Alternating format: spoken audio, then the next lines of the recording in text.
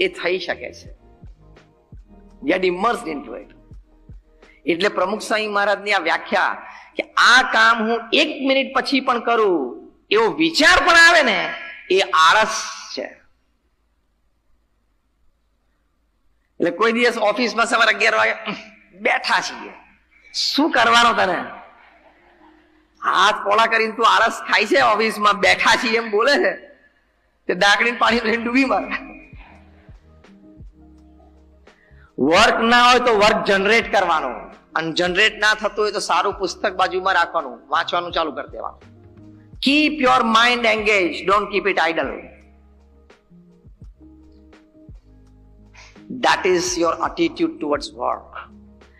અને બીજો પણ એક એટીટ્યુડ છે થિંક ડિફરન્ટ માં towards your work. નીતિમત્તા અને પ્રામાણિકતાથી કામ કરવાનું, ચોરી નહીં કરવાની. દેશી ભાષામાં જીએસટી ને વફાદાર રહેવાનું.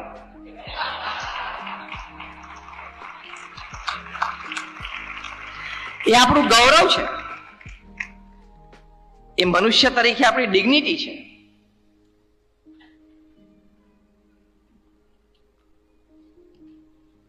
I will always remain faithful to my country and my government. પ્રમુખ સ્વામી મહારાજ આખી દુનિયામાં 60 દેશોમાં ફર્યા, બધી જગ્યાએ ઉપદેશ આપતા હતા કે આપણે જે દેશમાં રહ્યા છીએ, જે દેશમાં રહીને આપણે અને આપણા પરિવાર આપણે ખીલ્યા, સમૃદ્ધ થયા, એ દેશના નીતિ નિયમને વફાદાર રહેવું એ આપણું કર્તવ્ય બને છે. એમ આપણે ભારત દેશમાં છીએ તો ભારત દેશ અને ભારત સરકારના નીતિ નિયમો એને પૂર્ણ રીતે વફાદાર રહેવું એ મનુષ્ય તરીકે આપણું કર્તવ્ય છે. નહીં તો આપણામાં અને પશુમાં કોઈ ફેર નહીં. બે કૂતરા પણ અડધી રોટલી ટકડા માટે ઝઘડે છે, એમાં કોઈ નીતિ નિયમ ને સિદ્ધાંત હોતા નથી. તમે કોઈ પણ રીતે ટેક્સની ચોરી કરો, અનીતિ રીતે ધંધો કરો, શરૂઆતમાં થોડો લાભ પણ કદાચ થઈ જાય, પણ you are cheating your own self. You are cheating your conscience and you are cheating your dignity as a human being. એ આપણાથી થાય જ નહીં. ગમે તે સમાજની વચ્ચે આજે નહીં, આજથી 40-50 વર્ષ પછી પણ જયારે આપણી ઉંમર 80-90-100 ની હોય, ત્યારે ગમે તે સમાજની વચ્ચે ઉન્નત મસ્તક સાથે જીવી શકવા જોઈએ કે I haven't done anything wrong in my life. એ ક્રેડિટથી જીવવાનું. Money counts less, credits count more. Yes or no? All the money cannot give you an ounce of credit.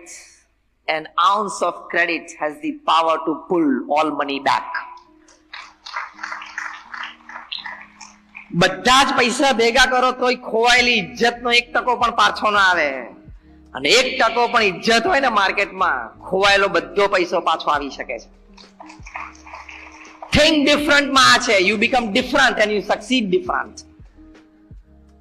કે આ નીતિમત્તા અને પ્રામાણિકતાથી કામ કરવું, અને હવે તો કરવું જ પડશે, જશો ક્યાં? IT is strong and powerful, ED is strong and powerful, CBI is strong and powerful, અને આ ત્રણે કરતા social media is strong and powerful. પ્રમુખ સ્વામી મહારાજને આટલું બધું કાર્ય સમાજમાં કર્યું, લાખો લોકોની વચ્ચે રહ્યા, લાખો લોકો સાથે કામ કર્યું. એમને પ્રશ્ન પૂછ્યો કે કયો વિચાર તમને હંમેશા મનમાં રહે છે? પ્રમુખ સ્વામી મહારાજે કહ્યું કે જે વિચાર મને ક્યારેય નથી આવ્યો હું કહું. That was more interesting. પ્રમુખ સ્વામી મહારાજ બોલ્યા, કોઈનું પણ અહિત થાય એવો વિચાર મને જીવનમાં ક્યારેય નથી આવ્યો. એટલે મોડર્ન મેનેજમેન્ટ ગુરુસ, તમે સ્ટીફન કોવીને વાંચો, કેન બ્લેન્ચાર્ડને વાંચો, એન્થની રોબિન્સને વાંચો, રોબિન સ્મિથને વાંચો, જીમ કોલિન્સને વાંચો. એ લોકો એક બહુ જ સરસ નવી ટર્મ કોઈન કરી છે, and the new term is saintly executive. તમારે એક્ઝિક્યુટિવ બનવાનું છે, પણ સંત પણ બનવાનું છે. એટલે આ કપડાં પહેરવાના છે એવું નથી કહેતો, તમે 3-piece સૂટ પહેરીને પણ સંત રહી શકો છો. કેવી રીતે? તમારી નિયત ચોખ્ખી હોવી જોઈએ.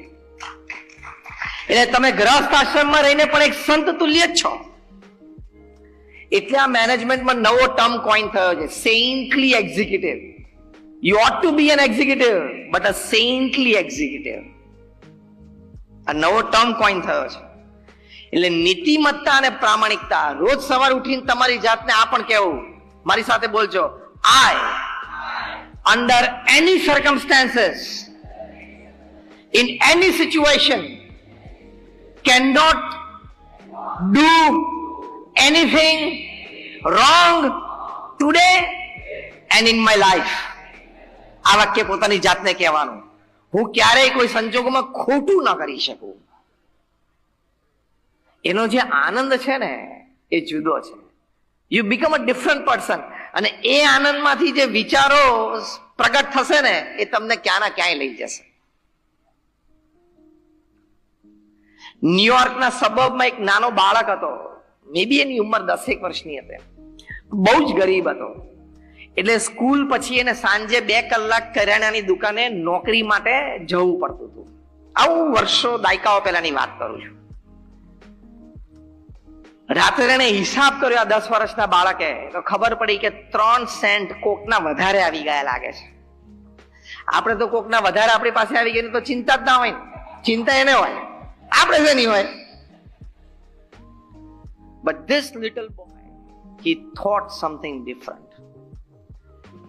એને મૂંઝવણ થઈ, ગભરામણ થઈ કે કોક 3 સેન્ટ મને ડીલિંગમાં કરિયાણાની દુકાને વધારે આપી ગયો. એટલે એ જે વિલેજ હતું સબબમાં, એને સાંજે દુકાન બંધ કરી અને ઘરે ઘરે ગયો, જે આજના દિવસમાં એની પાસેથી માલ લઈ ગયેલા, અને પૂછ્યું, સર, અંકલ, આંટી જે હતા કે તમે મારી પાસેથી આ લીધું, આપણે લેવડ દેવડ થઈ, are you okay with your transaction, check it. એમ કરતા કરતા 2 કલાક થયા. આ બાજુ એની માતાને ચિંતા થઈ કે મારો દીકરો કેમ ઘરે ના આવ્યો, જમવાનો સમય થયો રાત્રે. એટલે એની મા એને ગામમાં શોધવા નીકળી. પહેલા દુકાને ગયો, દુકાન તો બંધ હતી, તો ક્યાં ગયો ક્યાં. એમ કરતા કરતા રાત્રે 10, 10:30 બાળક પાછો ઘરે આવ્યો. એને માએ, એટલે એના મધર એકદમ હેપતાઈ ગયા, તું ક્યાં હતો, શું કરતો હતો, ક્યાં ગયો હતો?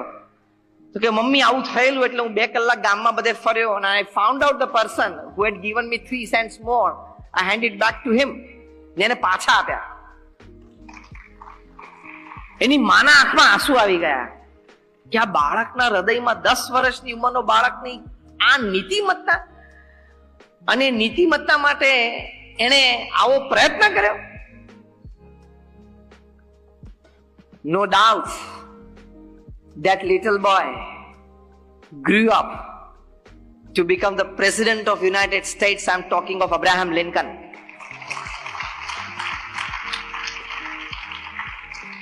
તમારા હૃદયમાં નીતિમત્તા અને પ્રામાણિકતા હોય ને, કઈ કક્ષાએ તમે જઈ શકો છો ને એ કલ્પનાતીત છે. કઈ કક્ષાએ લોકો તમને મૂકી શકે ને એ કલ્પનાતીત છે. જૂન જુલાઈમાં ખબર પડી જશે. તમારા હૃદયમાં નીતિમત્તા અને પ્રામાણિકતા હોય તો તમે કઈ કક્ષાએ જઈ શકો છો અને લોકો તમને કઈ કક્ષાએ મૂકી શકે છે એ કલ્પનાતીત છે. અને the other way round, જો તમે નીતિમત્તા અને પ્રામાણિકતામાં ખામી લાવ્યા, આ છે ને બહુ પેલું લપસણી અને ચીકણો રસ્તો છે. એકવાર એ પગ ઉપર ત્યાં પગ મૂક્યો ને કે આ તો ઇલીગલ મની છે, ઇલેજિટિમેટ ટ્રાન્ઝેક્શનમાં મની અને કેશનો ફ્લો સારો છે, એમાં છે ને શરૂઆતમાં બહુ મજા આવે, પણ પહેલું પગથિયું, પહેલું સ્ટેપ એ માર્ગ ઉપર, you are digging your own grave. તમે મોત નક્કી કરી નાખ્યું છે, તમે તમારી બેઇજ્જતી નક્કી કરી નાખી છે, તમે તમારો પરિવાર, તમારી કારકિર્દી અને તમારું જીવન બધું નેવે મૂકી દીધું છે. A small mistake when it comes to ethics can kill you. Do you believe in this story? હું તમને એક સરસ વાર્તા કહું. 2018ની સાલમાં ઓસ્ટ્રેલિયાની ક્રિકેટ ટીમ સાઉથ આફ્રિકા ગયેલી, અને એ વખતે ચોથી ટેસ્ટ કેપ ટાઉનમાં રમાતી હતી, ચોથો દિવસ હતો. ટી બ્રેક વખતે ઓસ્ટ્રેલિયાના એ વખતના કેપ્ટન સ્ટીવ સ્મિથ, જે આ વખતે વર્લ્ડ કપમાં પણ એમના એક પ્લેયર હતા, એમને અંદાજ આવી ગયો કે કાલે બપોરે ટી સુધીમાં આપણે આ ટેસ્ટ મેચ હારી જશું. એટલે ટી બ્રેક વખતે એમને એમના ઓપનિંગ બેટ્સમેન ડેવિડ વોર્નર, જે વર્લ્ડ કપમાં પણ ઓસ્ટ્રેલિયાના ઓપનિંગ બેટ્સમેન હતા, ડેવિડને એ વખતે વાઇસ કેપ્ટન તેમને બોલાવીને કહ્યું કે David, I think will lose this match by tomorrow tea time. કે ડેવિડે કીધું કે હા લાગે જ છે એવું, the way the match is going by tomorrow tea time we will lose the match. પણ આપણે હારવું નથી યાર, ગમે તે ભોગે જીતવું છે. એટલે બંને જણા એક પ્લાન કર્યો અને એક પ્લેયરને બોલાયો, કેમેરુન બેનક્રોફ્ટ એનું નામ. કેમેરુનને બોલાયો કે આપણે ટી બ્રેક પછી અંદર જઈએ ને એ તું ખિસ્સામાં છે ને એક લોખંડની પતરી ભેગી લઈ લેજે, નાની આટલી યલો સ્ટ્રીપ, કાં તો સેન્ડ પેપર હાથમાં લઈ લેજે અને તને મિડઓન પર ઉભો રાખશે. એટલે બધા બેટ્સમેન ગમે ત્યાં સ્ટ્રોક મારે પણ છેલ્લે બોલરને રનઅપ વખતે બોલ તો મિડઓન નો પ્લેયર જ આપતો હોય ને હાથમાં. છેલ્લે તારી પાસે દરેક બોલ આવશે, તારે ખિસ્સામાંથી કાઢીને પેલા બોલ ઉપર આ પતરી કે સેન્ડ પેપર ઘસવાનું અને સીમની એક બાજુ ઘસવાનું ચાલુ રાખવાનું. સીમ હોય બોલની એની એક બાજુ તારે ઘસવાનું એટલે એ ડલ થઈ જાય અને રફ થઈ જાય, અને બીજી બાજુ શાઇનિંગ હોય એટલે બોલર ને રિવર્સ સ્વિંગ મળવાનું ચાલુ થઈ જાય.